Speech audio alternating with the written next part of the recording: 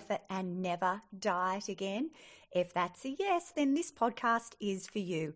Welcome to The Perfect Gauge. I'm your host, Caroline Tricky, dietitian and eating psychology coach, and I'm so glad you've joined me.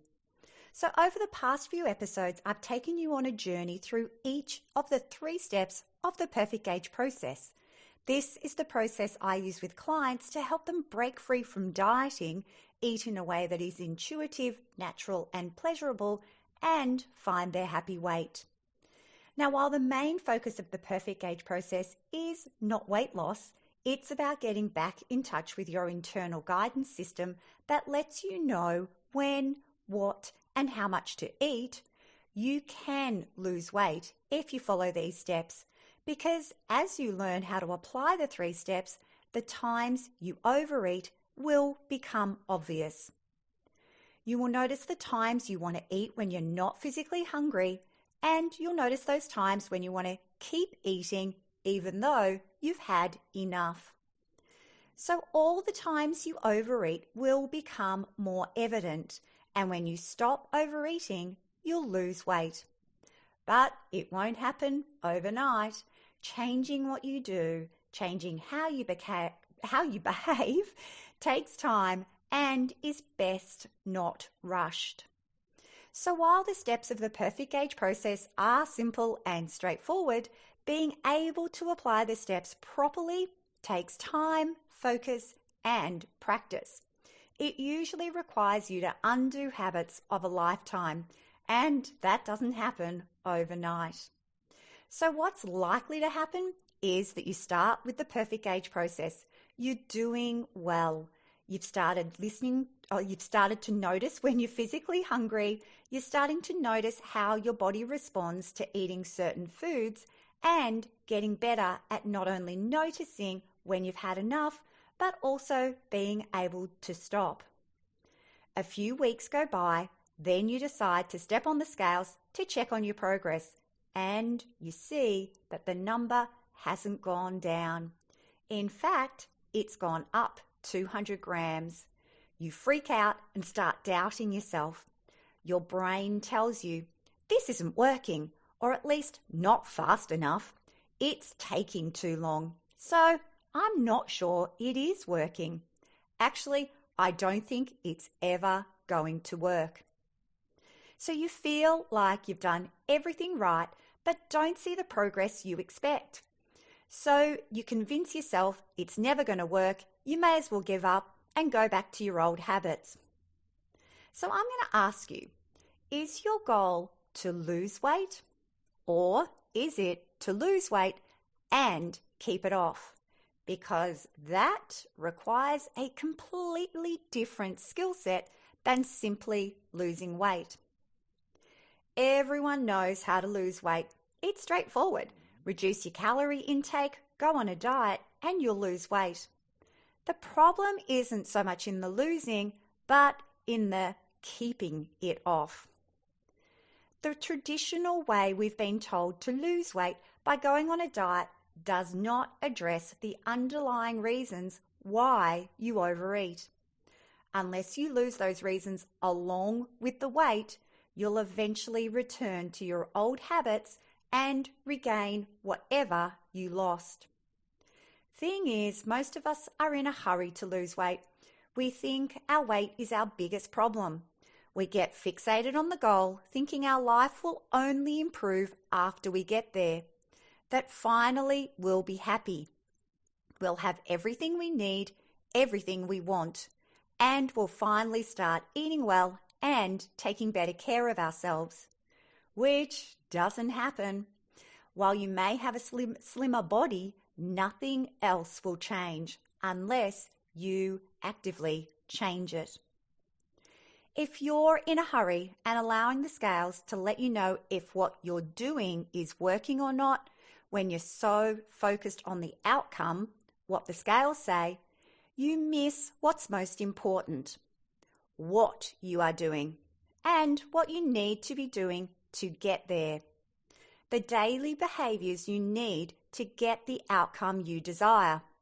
So while you may have changed your habits and behaviors in a way that's working for you, If the number on the scales doesn't match your expectations, you'll dismiss what you're doing that's actually working.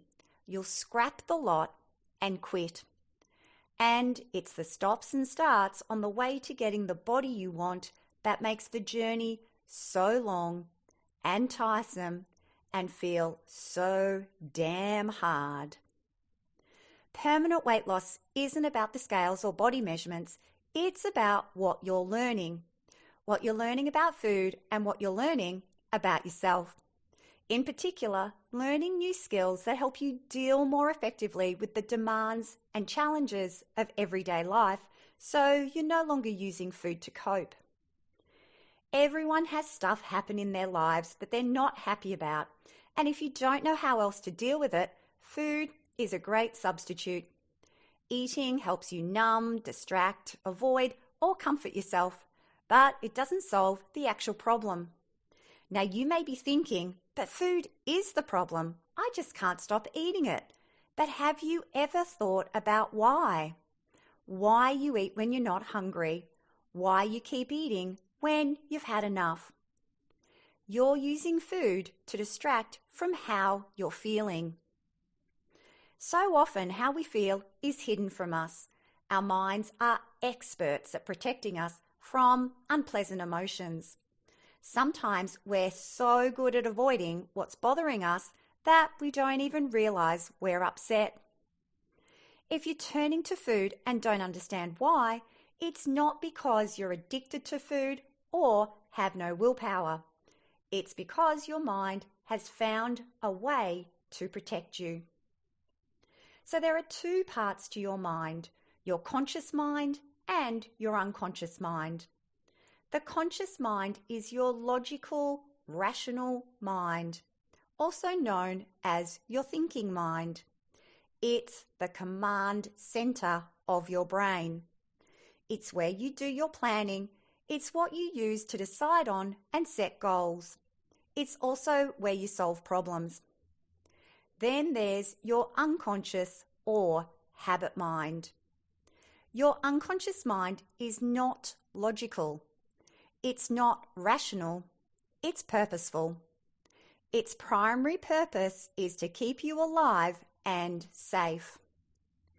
When you get stressed, your conscious mind goes offline and your unconscious mind is in charge, which makes it harder for you to control impulses, understand consequences, and make complex decisions. You are reacting rather than responding. When your unconscious or habit mind is in charge, it's going to do what it knows. And if your habit mind knows that when you feel stressed, eating makes you feel better, that's what it's going to get you to do. And how does it do that? Well, you have a thought. A thought like, it doesn't matter. I don't care. I want it. I need it. I'll start again on Monday. Just because you didn't intentionally consider and formulate the thought and it didn't register doesn't mean that you didn't have it. So while you consciously want to eat better and lose weight, often your behavior is influenced by unconscious thoughts. Thoughts that are out of awareness but directing your actions. So have you ever stopped and listened to what you say to yourself? It's estimated that the mind thinks between 60 and 80,000 thoughts a day. That's an average of 2,500 to 3,300 thoughts per hour, which is a lot, right? But usually we're so busy doing that we don't even realize that we're talking to ourselves. Yet what you think and say to yourself directly affects your eating habits. Your self-talk is what motivates you to do or not do something.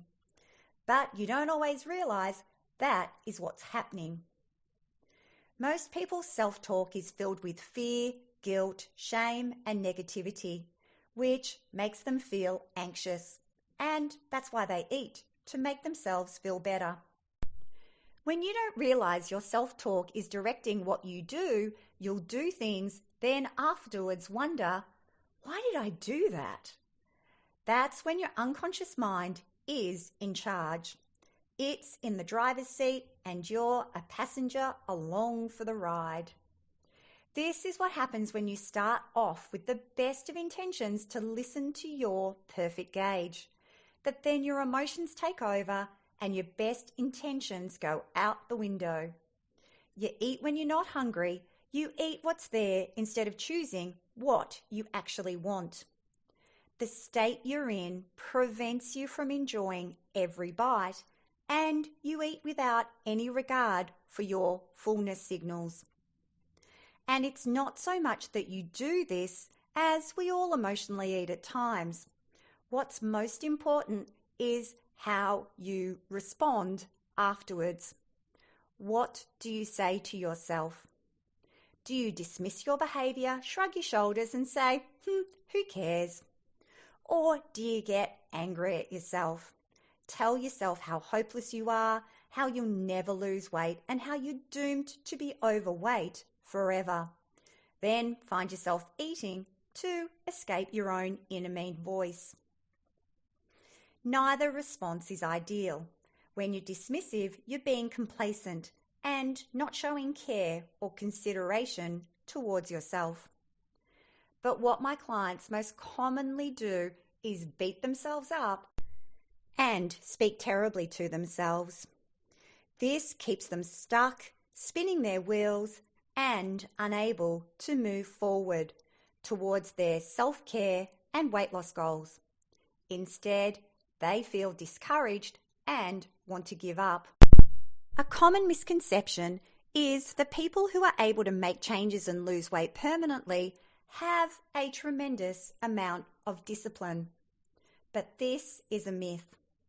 Psychology research has shown that people who consistently follow through with new habits and behaviours don't have more discipline, they have more self-compassion.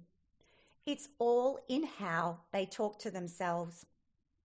Instead of beating themselves up for things not working out the way they want, they instead ask, what can they do differently to get the outcome they want? Weight loss is rarely linear or perfect. There are no special unicorns for which things are easier. There are no hard cases where life is tougher. The difference between those who are successful and those who aren't is in how they talk to themselves. If you get on the scales, see they haven't gone down, and tell yourself, okay, now where could I still be overeating? Let's take a look at this, as I'm sure I can figure this out. Would you ever quit? Of course not. Why would you?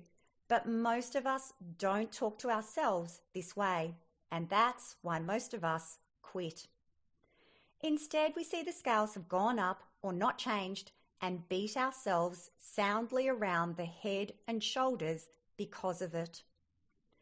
What you say affects how you feel and how you act. When you speak to yourself in a harsh way and feel terrible, you're more likely to eat for comfort and distraction. When self-talk aligns with and supports your goals, so does everything else. How you feel, what you think, and most importantly, what you do. The words you say to yourself will either gently guide you towards a healthier body and mind, or send you veering off in the exact opposite direction. Deep down, you know that beating yourself up doesn't work, that being harsh on yourself usually sends you back to the very habits you're trying to escape from. Yet you continue to do it, and you're not alone. So many women I work with have really high standards for themselves and are prone to judging themselves, being hard on themselves, and feeling frustrated if they don't meet those standards. Most people don't know what to say to themselves to lead happy, successful lives, never mind make wise choices about the food they're eating or feel compassion for their bodies at any weight or size. When you learn what's useful versus useless in the way of self-talk, you'll understand why you've been stuck for so many years or even decades in unhelpful food-related patterns. Behaviour change is a goal, weight loss is an outcome. This distinction isn't just a matter of semantics. Confusing goals and outcomes leads people to blame themselves and take it personally when the scales don't reflect their efforts. Weight loss happens when you consistently make different choices than before. The scale only shows how quickly your body responds to these changes, but it might not accurately reflect your efforts. However, it's not the number that has you giving up, it's what you say to yourself about that number. If the scale is your only measure of whether what you are doing is working or not, you're missing the point. You're not learning anything. You're not noticing what you're doing on a daily basis, what you're saying to yourself, and how that makes you feel. I'm not saying you can't use the scales, but if you choose to, know that they are information only.